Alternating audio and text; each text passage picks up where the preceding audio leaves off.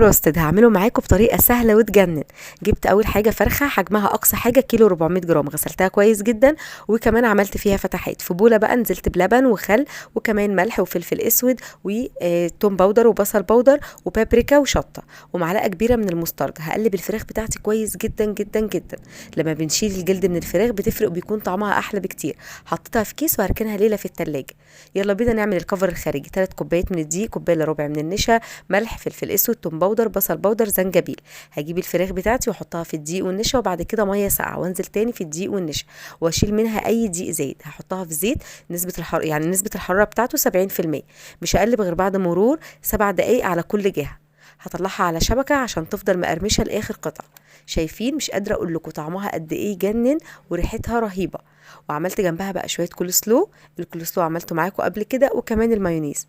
ما تنسوش بقى تشتركوا في القناه بتاعتي. مع السلامه.